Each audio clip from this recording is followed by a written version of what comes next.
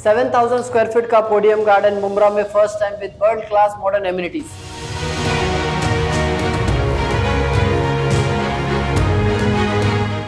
Four towers, 22 floor each with excel size balconies, 1, 2, 3 BHK configuration starts from 33 lakh onwards। यहाँ आपको कोई bank loan की जरूरत नहीं है, हलाल पेमेंट प्लान्स हमारे पास अवेलेबल है। For more details please contact us.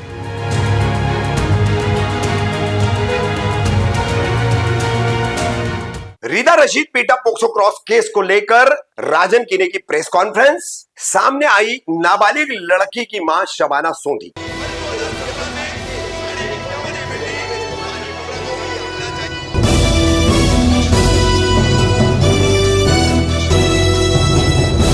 Rafiq Kamdar Hindustani reporter में आपका स्वागत है। जैसा कि आप सभी को हमारे खबरों के जरिए पता ही है और हम आपको लगातार इस पूरे मामले का अपडेट करते रहते हैं। वर्ष 2022 में भाजपा की नेत्री रीदा रशीद, इनके ऊपर एक पीटा पोक्सो का मामला दर्ज हुआ था।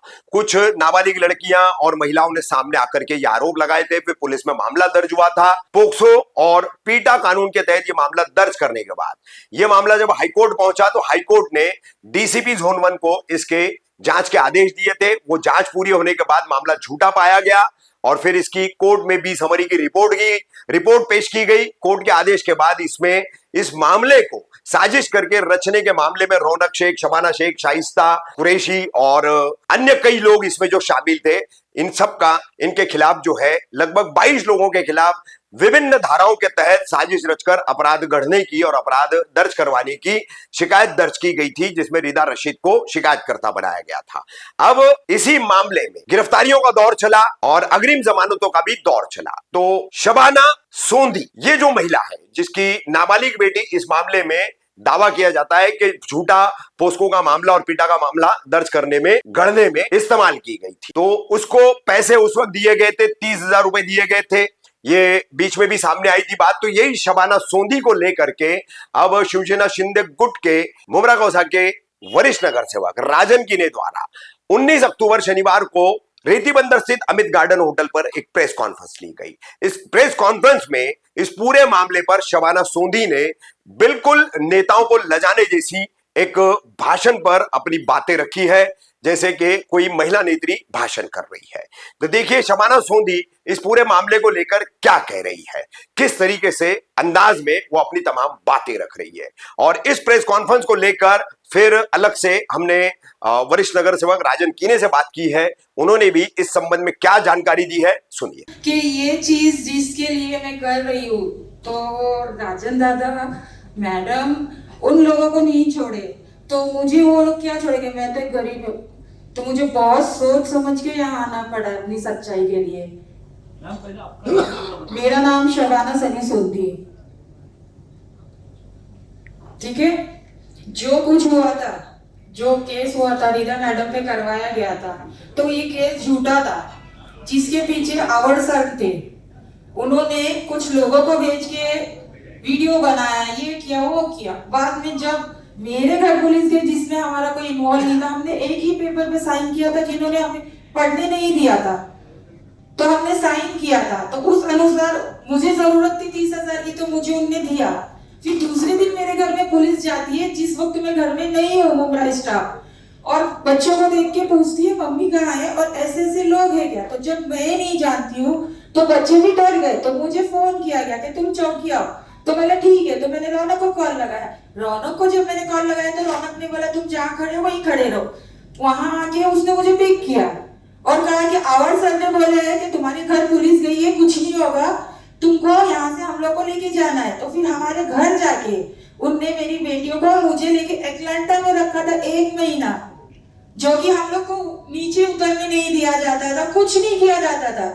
बस फोन आया आवर सर का, बोले मैडम तुम्हारी लड़की को भेजिए मेडिकल टेस्ट। मेरी बच्ची छोटी, मैं कैसे भेज सकती हूँ मेडिकल टेस्ट के लिए? सही है गलत है ये बातें? तो उन्होंने मुझे बात करवाया आवाज सर से कि माँ जी तुम मेडिकल करवा दो, तुमको 25 लाख रुपए बड़ा घर देता हूँ। तो मैंने उनके ऊपर बोला भी था कि मुझे पैसे नहीं चाहिए, क्योंकि हम लोग इस चीज में है ही नहीं। और धीरे धीरे आप लोगों को जब मालूम पड़ता कि पूरा केस झूठा है, हर चीज,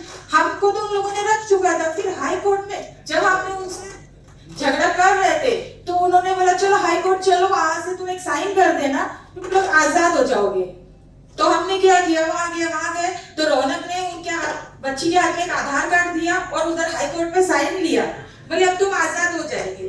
तो बोले ठीक है। फिर जब हम आजाद हुए बाहर निकले तो मेरे ऊपर भी उछलेंगे, मैं भी मेरी बेटियों के साथ धंधा करवाती थी। कोई भी माँ गरीब हो लेकिन इतनी लाचार नहीं हो कि मैं अपने बच्चियों से धंधा करवाऊं या ऐसे कुछ काम करूं। तो मुझे ऐसा लगा कि नहीं ये चीज गलत हुई है, तो मुझे डीसीपी सर का सहारा लेना पड़ा। जब मुझे मालूम पड़ा तब मैं जोन 1 डीसीपी सर से मिली हूँ, गणेश गावड़े सर से, पूरी सच्चाई मैंने उनके सामने रखी। उस वक्त भी मुझे बहुत तकलीफ आई थी, मेरे घर पे धमकी आई थी, कोर्ट नहीं जाना, ये नहीं करना, तभी भी मैंने सच का साथ दिया था, क्योंकि वो भी एक औरत है, मैं भी एक औरत हूँ। जिन्होंने ये चीज कराया है, चाहे वो नेता होने दो कोई भी होने दो, उनके घर भी बीवी बच्चे थे, तो अपनी बेटी और अपने बीवी को क्यों आगे नहीं रखा? हम जैसे गरीबों को क्यों चुना गया? क्योंकि आगे पीछे कोई रहता नहीं है गरीब के, इसलिए हमने कभी हिम्मत भी नहीं हारी। पहले भी सब हाई कोर्ट में फैसला किया था, तब भी हमने सच का साथ दिया, आज भी मैं सच का साथ दूंगी। हाई कोर्ट से वापस से कभी केस रीओपन हुआ है, आरोपी बाहर है, मैं 2 महीना जेल में रह के आई हूँ, जो कि मेरा इसमें कोई रोल नहीं था। आज भी आरोपी घूम रहे, आज भी मुझे धमकी आती है, मेरे आगे पीछे कोई नहीं है। तो मैं रिक्वेस्ट करूंगी कानून से, कोर्ट से, शिंदे सर से, राजन दादा से कि मुझे सेफ्टी चाहिए और ऐसे लोगों को सजा होना चाहिए। हर समय यही होता है, कर तो कुछ नहीं सकते, दूसरे की बहू बेटी की इज्जत उछाले। उनके आगे भी तो थी, वाइफ थी, बेटी थी, उनने उसके ऊपर क्यों नहीं केस बनाया कि हमारी बेटी के साथ ये हुआ? गरीबों को क्यों चुना गया? हाँ, आज मैं जा रही थी, मुझे धमकी आती है, धमकी आती है मुझे कि यहाँ रहती है, आवाज सर का एरिया है, तो आवाज सर क्या इतना फ्री लोगों की जान ले रही है क्या? इसलिए मैं रिक्वेस्ट कर रही हूँ शिंदे सर से, कोर्ट से, पुलिस से कि मुझे सेफ्टी चाहिए और ऐसे इंसान की बेल नहीं होना चाहिए। मैंने जो दिन काटे मेरी बच्चियों को छोड़ के, मैं जानती हूँ कि वो 2 महीने मैंने कैसे काटे, वो भी इनके बोलने से ही काटे। मुझे अंदर रख के इन लोगों ने बेल लिया, क्या किया? आज उनकी बेल है, मैं नहीं चाहती कि वो बेल जायज हो, नाजायज में ही जाना चाहिए, नीचे ही होना चाहिए, क्योंकि ऐसे इंसानों को सजा मिलना जरूरी है।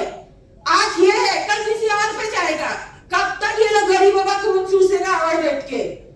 हाँ, आज भी मैंने बहुत मुश्किल से हिम्मत जुटा के यहाँ तक आई हूँ, मैं लेट आई, मुझे पता है, मुझे डर लग रहा था कि जब वो इन लोगों को नहीं बख्शे तो मैं क्या चीज दूं उनके सामने। तो मैं रिक्वेस्ट करूंगी कि हमारी भी हेल्प हो और ये केस में जो आरोपी है उनको सजा मिले। जो दिन हमने काटा वो दिन वो काटे, कोई भी इंसान ऐसे नहीं होता है। हर गरीब गरीब गरीब गरीब क्या है? ऐसे इंसानों को, मैडम जैसे इंसान को नहीं छोड़े, दादा को नहीं छोड़े, तो हम लोग तो उनके सामने चींटी है। मुझे धमकी आती है अभी भी, पहले भी सच पे गई थी कि जो भी केस हुआ था आवर सर ने झूठा करवाया था, जिसमें रौनक, शाइस्ता, शबाना ये 3 जन थे, आज भी वो लोग घूम रहे। सजा किसने काटा? हम लोगों ने काटा। हमको आज डर की जिंदगी जीना पड़ रहा है, हमारी जान को खतरा है। मैंने एप्लीकेशन डाला है, हाई कोर्ट में डाला है, थाना कोर्ट में डाला है, एसीपी, डीसीपी, उमरा चौकी, राजन दादा, हर जगह किया, क्योंकि मुझे चाहिए सपोर्ट अभी। तो मेहरबानी करके मैं हर इंसान से बोलूंगी कि हमारी सपोर्ट करो, हमें प्रोटेक्शन चाहिए। मैं जिस एरिया में रहती हूँ वो क्या कहा जाता है कि ये लंका है ना, आवर की नगरिया है। आवर के बाप की नगरिया है क्या? वो आवर के बाप बैठा है क्या लंका में? हाँ, जितनी उम्र हो गई है ना, गीता कुरान हाथ में रख के बोल रहा था ना, मेरी सटक चली, तेरी क्या सटकेगी? बहुत सहन करके यहाँ तक आई हूँ मैं, इसकी सटकेगी जो दूसरों की घर बेटियों को रोड पे लेके आता है। हाँ, मेरे घर में कोई जेंट्स नहीं है, सिर्फ मेरी बेटी और मैं हूँ, हम जैसों का रुबाब दिखाते हैं लोग। तो मैं यही बोलूंगी कि मेहरबानी करके इनकी सजा इनको मिले, जो आरोपी बाहर है उनको जो है केस किया जाए, उनको जमा किया जाए, उनकी सजा है जेल, उनको जेल पहुंचाया जाए। अब भी मुझे बहुत बड़ा रिस्क है, तो मैं रिक्वेस्ट करती हूँ कि मुझे सेफ्टी चाहिए। राजन दादा, आपण शबाना मॅमचं सगळं काय जे काय आहे ते ऐकलंय की कशा पद्धतीने त्यांना खोटे केस करण्यासंदर्भात प्रेरित केलं आणि त्याच्यानंतर त्या परत त्याच्या हायकोर्टात नेण्यासाठी त्यांना कशा पद्धतीने खोट्या सह्या कागदावरती कागदपत्रांवरती सह्या केल्या आणि या संदर्भात जे कायदेशीर जी बाब आहे कायदेशीर बाब त्या संदर्भात आपले वकील आपल्याला या संदर्भात थोडं सांगतील.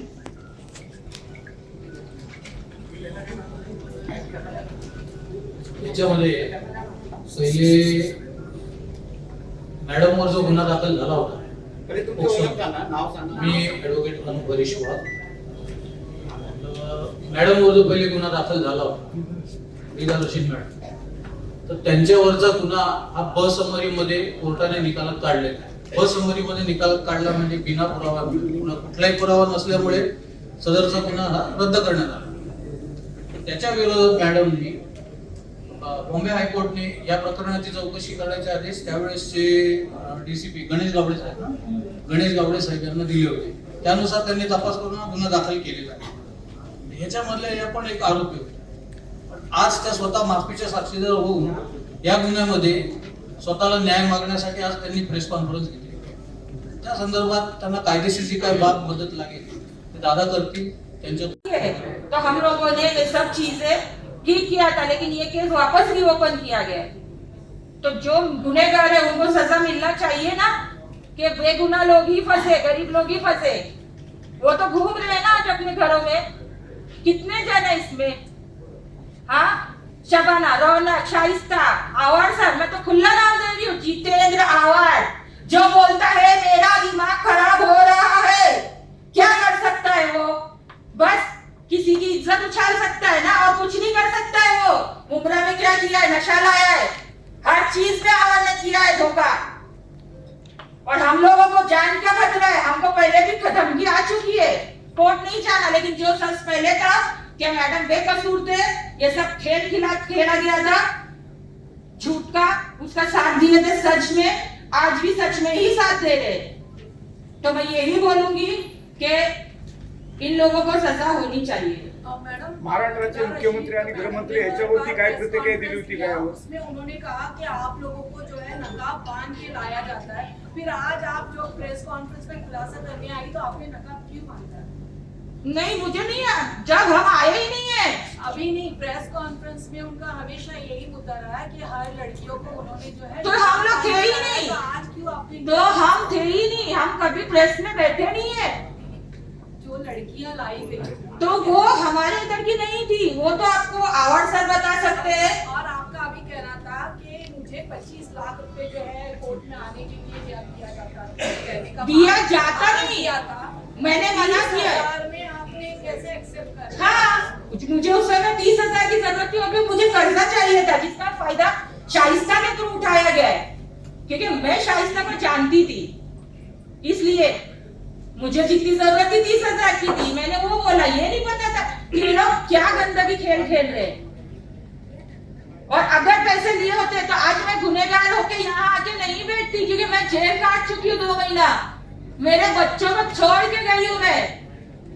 और प्रेस वगैरह में मैं कभी बैठी नहीं हूँ. आज बैठी हूँ क्योंकि मुझे खतरा है मुझे धमकी आती है. चलते फिरते लोग मुझे बोलते कहाँ रहती है बोले तू आवड़ के नगरी में. क्या आवड़ की नगरी है मुमरा आवड़ के बाप ने खरीद के रखा है क्या. दूसरे पॉलिटिशियन नहीं है इधर. पॉलिटिशियन के उसमें सब फंसाया जा रहा है क्या. हमेशा में यही रहता है. जब हम आजाद होके भी गए तभी भी हमारे साथ यही हुआ था लेकिन हमको सच में थे मैंने ऐसा कुछ नहीं किया है और आज भी यही बोलेंगे हम लोग बेकसूर है. तो जो कसूर किया है जिन्होंने ये पूरा रचा है उसे सजा होनी चाहिए. दादा आज अमित गार्डन पे एक पत्रकार परिषद रखी गई थी क्या कहना चाहोगे इस पत्रकार परिषद. नमस्कार. इस पत्रकार परिषद का उद्देश्य ये था कि इस जो कलवा मुमरा के विधायक है उस विधायक ने उनके साथ में जो लोग रहे उनका कभी भला नहीं किया और जो उनके विरोध में रहे उनको हमेशा बदले की राजनीति का सामना करना पड़ा. ऐसे हमारे विधायक जो कि मुमरा बाईपास के ऊपर जो वाई जंक्शन है उस फ्लाईओवर का जब ओपनिंग हो रहा था तो उन्होंने एक महिला का विनय भंग किया और वो विनय भंग करते उसके ऊपर गुना दाखिल हुआ 354 का जब गुना दाखिल हुआ तो गुना पीछे लेने के लिए उन्होंने मैडम के ऊपर बहुत सारे ऐसे हथकंडे थे जो अपनाए थे, लेकिन वो मैडम ने टस से मस न होते हुए वो गुना वापस नहीं लिया। फिर उसके बाद में उन्होंने अपना षड्यंत्र उन्होंने अपना जो सूत्र इस गुने के ऊपर जो एक झूठा गुना दाखिल मैडम के ऊपर किया, पोस्को पीटा का पोस्को का गुना दाखिल किया उसके ऊपर। और बहुत सारे ऐसे हमारे मुमरा के जो गरीब दबके के लोग हैं उनको लालच दे के उनसे ये झूठे केस करा हुआ है मैडम के ऊपर। और ये जब झूठा केस हुआ तो मैडम ने हाईकोर्ट में इस गुने के बारे में अपील किया और उसमें उनको 20 समरी मिला, उनको उस गुने से बाइज्जत बरी किया गया। फिर बाद में उन्होंने इस जो बाइज्जत बरी करने के बाद उनके ऊपर जो गुना दाखिल हुआ था झूठा गुना, तो उन्होंने कोर्ट में फिर से एप्लीकेशन किया कि उन्होंने कहा था कि कोर्ट से कि मेरे ऊपर जो गुना दाखिल हुआ है उनके ऊपर भी वो जो गुना दाखिल होना चाहिए। फिर उन्होंने वो ऑर्डर लिया और उनको उसके ऊपर उसका पोस्को का ऊपर गुना दाखिल हो गया जितेंद्र रावत के ऊपर और उनके जो साथीदार है उनके ऊपर। टोटल 22 लोग पे गुना दाखिल हुआ था दादा। 22 लोग के ऊपर ये गुना दाखिल हुआ था और बाकायदा इस गुने का आज से सुनवाई है। उसमें जितेंद्र रावत ने कोर्ट में अर्जी किया है, बेल एप्लीकेशन दाखिल किया है। आज ही सुनवाई जामीन मिले। आज इस बेल एप्लीकेशन बेल एप्लीकेशन की 3 बजे सुनवाई है और इसमें हम कोर्ट से यही गुहार लगाते हैं, हम कोर्ट से यही रिक्वेस्ट है, यही अपील करना चाहते हैं कि इस जो पोस्को का गुना दाखिल हुआ है इसके ऊपर और ये झूठे गुने दाखिल करने का बदले की राजनीति करने वाला ये जो आमदार है इसको इस गुने में कोई भी तरीके से जामीन न हो, यही हम कोर्ट से अपील करते हैं और यही उनसे मांग करते हैं। दादा जो उसमें